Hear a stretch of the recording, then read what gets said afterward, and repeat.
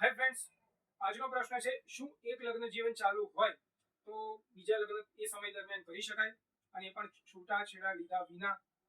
તો નમસ્કાર, જય હિન્દ, જય સંવિધાન, જય ભારત. હું એડવોકેટ મેહુલ પંડ્યા આ વિડીયોમાં આપ સૌનું હાર્દિક સ્વાગત કરું છું. તો મોડું ના કરતા આજનો વિડીયો આપણે શરૂઆત કરીએ. મિત્રો, ઘણા બધાની કોમેન્ટ્સ આવી છે, ઘણા બધાના ફોન કોલ્સ આવ્યા છે, ઘણા બધાના પ્રશ્નો આ વસ્તુ માટે કોમન છે કે સાહેબ લગ્ન જીવન ચાલુ છે, પત્ની ક્યાંક પિયરમાં રિસાઈને ગતી રહી છે અને ઘણા બધા સમયથી એવી રીતે છે, તો સાહેબ અમારે કંઈક જીવનમાં આગળ વધવું હોય તો શું સાહેબ અમે બીજા લગ્ન કરી શકીએ? તો એક સામાન્ય રીતે આજકાલ બહુ જ મોટો અને ગંભીર પ્રશ્ન છે. ઘણીવાર સામા પક્ષકારમાંથી એવું કહેવામાં આવતું હોય છે કે છૂટાછેડા નહીં આપવામાં આવે ને તમારે થાય કરી લો. તો આવા બધા ઘણા બધા પ્રશ્નો સામે આવવા માંડ્યા છે. તો આવા બધા કેસોની અંદર શું કરી શકાય?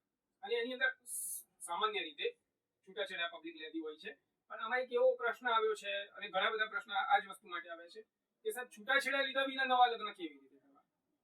તો પહેલા સામાન્ય રીતે આપણા દેશની અંદર નિયમ એવો છે કે અગર કોઈ વ્યક્તિ પરિણિત અવસ્થામાં હોય, છૂટાછેડા તેમ બંનેના થયા ના હોય, ચાહે સ્ત્રી હોય કે પુરુષ હોય, આ કાયદો બંને માટે સરખો જ લાગુ પડે છે. તો જો તે વ્યક્તિ બીજા કોઈ સાથે છૂટાછેડા લીધા વિના લગ્ન કરે છે તો એ નવા કાયદા મુજબ આ કહીશ કે નવા કાયદાની ભારતીય ન્યાય સંહિતા BNS એની કલમ 82 મુજબ 7 વર્ષની મિત્રો સજા છે આ વસ્તુ માટે. પ્રાવધાન એવું કહી રહ્યું છે. ક્યાંક ઘણાનો એ પણ પ્રશ્ન છે તો આમાં એ જવાબ મળી જશે કે ક્યાંક કોઈકની પત્ની એમને છૂટું આપ્યા વગર ક્યાંક બીજે ગતી રહી છે, બીજે મેરેજ કરી લીધા છે, તો ભારતીય ન્યાય સંહિતાની કલમ નંબર 82 મુજબ એમને 7 વર્ષ સુધીની સજા થઈ શકે છે. હવે આ તો એક કોમન પ્રશ્ન હતો જ, એનો મેં જવાબ આપ્યો. હવે ક્યારે અને કેવા સર્કમસ્ટન્સમાં અને કેવી રીતે, જે આજનો જે મુખ્ય જે ટોપિક જે છે એનો જવાબ આપીશ કે તમારે બીજા લગ્ન કરવા છે, આગળ છૂટું મળેલું નથી અને કાયદાકીય રીતે તમારે સપોઝ આગળ ચાલવું છે, તો કેવી રીતે જશો? તો એની મિત્રો અમુક શરતો છે. જો તમે એ કેટેગરીની અંદર સામેલ થતા હો, તમારો સમાવિષ્ટ થતો હોય તો તમે જરૂરથી આગળ જઈ શકો છો.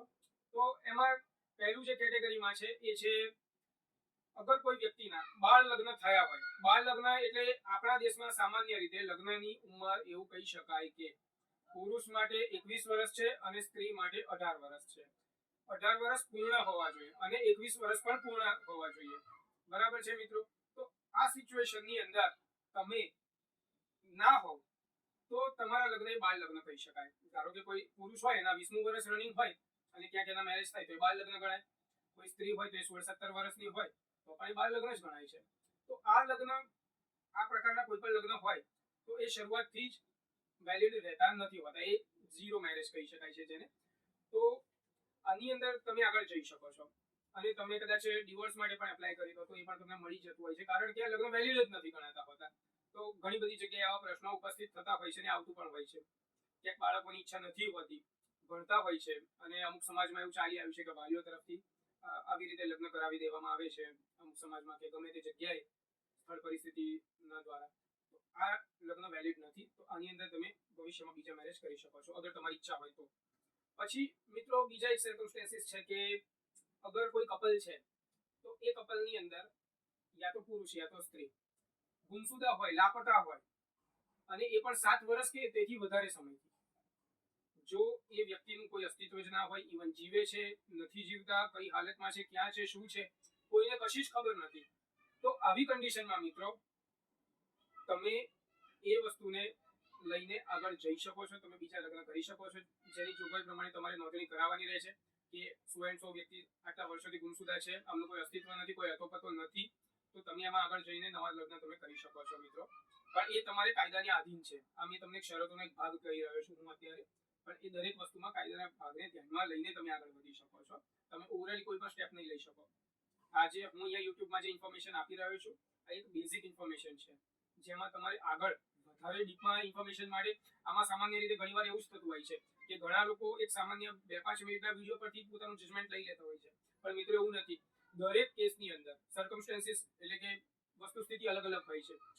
છૂટાછેડા દરેક ના હોય, પણ દરેક છૂટાછેડાની અંદર વસ્તુ અને પરિસ્થિતિ અલગ અલગ હોય છે, જેથી આખી વસ્તુ અને પદ્ધતિ અલગ જ નીકળે છે એડવોકેટ માટે. તો જેથી હું તમને મહેરબાની કરીને એટલું કહીશ કે તમે કોઈ પણ પગલું ડાયરેક્ટ કોઈ પણ, ઇવન મારો હોય કે કોઈ પણ એડવોકેટ હોય, ખાલી વિડીયો જોઈએ નહીં. વિડીયો તમને એક અંદાજ માટે હોય છે કે હા તમારી પાસે આ રાઈટ છે, ક્યાંક તમે છેતરાતા હો તો તમે છેતરાશો નહીં. એટલે આ વસ્તુ તમને નોલેજ અમે અવગત કરાવીએ છીએ કે તમારા જ્ઞાનમાં હશે, તમારા નોલેજમાં હશે તો તમે ક્યાંય છેતરાશો નહીં મિત્રો.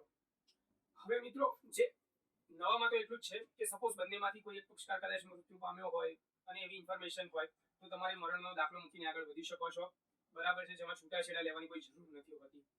અને વધુમાં ટૂંકમાં એટલું કહીશ કે છૂટાછેડા અને એ પણ કાયદાની રીતે, જેમાં કોર્ટનું ડિગ્રી સર્ટિફિકેટ સાથે જે છૂટાછેડા લેવામાં આવ્યા હોય તે પછી જ તમે નવા લગ્ન કરી શકો છો. તમે ઘણા બધાની અંદર ઘણા બધા પ્રશ્નો હોય છે કે કોઈ ઓવરઓલ સામાજિક રીતે ના કોઈ છૂટાછેડા હોય છે, તો એટલામાં પૂરું કરવાની જરૂર નથી. તમે કાયદાની રીતે આગળ વધો અને એ પ્રમાણે જ આગળ વધીને પછી નવા લગ્ન સંબંધમાં જોડાઈ શકો છો અને એ રીતે જોડાવા એ સર્વ માટે સારી વાત છે.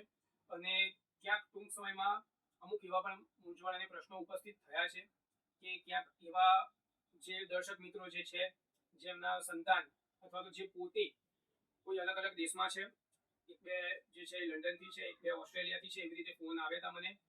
ઘણાના સંતાન આવી રીતે વિદેશમાં છે અને એમને આવી રીતે છૂટાછેડા જેવા ક્યાંક પ્રશ્નો ઉપસ્થિત થયા છે. તો એવા પ્રશ્નો છે કે ઇન્ડિયામાં આવવાની જરૂર પડશે, નહીં પડે, અને નહીં પડે તો કેવી રીતે કરવું, અને આવે તો કેટલા સમય માટે કેવી રીતનું સેટલમેન્ટ કરવું અને કેવી રીતને કેસ વધારવો. તો એનો લગતો પણ હું એક વિડીયો બનાવીશ, કેમ કે આ પણ મને એક અગત્યનો વિષય લાગ્યો છે, એટલે હું ટૂંક સમયમાં એનો લગતો પણ વિડીયો બનાવીશ. આશા રાખું છું કે આપેલી માહિતી તમને ગમી હશે અને તમને પણ ક્યાંક કોઈ પ્રશ્ન મૂંઝવણ કોઈ પણ પ્રશ્ન હોય તો તમે કોમેન્ટમાં પણ લખી શકો છો.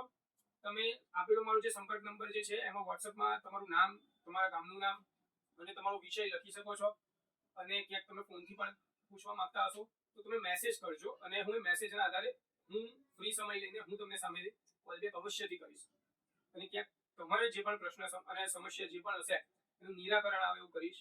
અને ક્યાંક જો કોઈ પ્રશ્ન મને કોમન લાગ્યો તો હું એના માટે સ્પેશિયલ એક એવો વિડીયો બનાવીશ. જેમ કે આજનો જે વિષય એવો જ હતો, ક્યાંક ઘણા બધા લોકોનો પ્રશ્ન હતો, એટલે હું કોઈ એક વ્યક્તિને સલાહ આપું એની જગ્યાએ મને એવું લાગ્યું કે હું આ એક વિડીયો એવો બનાવું જે ઘણા બધાનો પ્રશ્ન છે તો ઘણા બધા માટે આશીર્વાદરૂપ બને. આ પ્રશ્નનો એક બહુ જ મોટો જવાબ મળી પણ જાય. ઘણાને કંઈક મગજમાં ક્યાંક બધા અલગ અલગ જાતની સલાહ કોઈ આપતા હોય, કોઈ સાચી આપે, કોઈ ખોટી આપે, તો મનનો ભેમ પણ ક્યાંક દૂર થઈ જતો હોય છે. તો આ સાથે વિડીયો પૂરો કરું છું આજનો. અને જો ગમ્યો હોય વિડીયો તો લાઈક કરજો, અને તમને એવું લાગે કે કોઈને શેર કરવા યોગ્ય છે તો શેર પણ અવશ્યથી કરજો. ક્યાંક કોઈ જરૂરિયાતમંદને વિડીયો કામ લાગી જાય, હાલ કદાચ તમારા કામનો ના હોય પણ ક્યાંક કોઈકને જરૂર હોય એવા વ્યક્તિને આ વિડીયો કામ લાગી જાય, તો તમારા ગામના કે લાગતા વળગતા કે સમાજના ગ્રુપમાં વિડીયો શેર અવશ્યથી કરજો. તે સાથે વિડીયોને પૂર્ણ વિરામ આપું છું. જય હિન્દ, જય ભારત, જય સંવિધાન.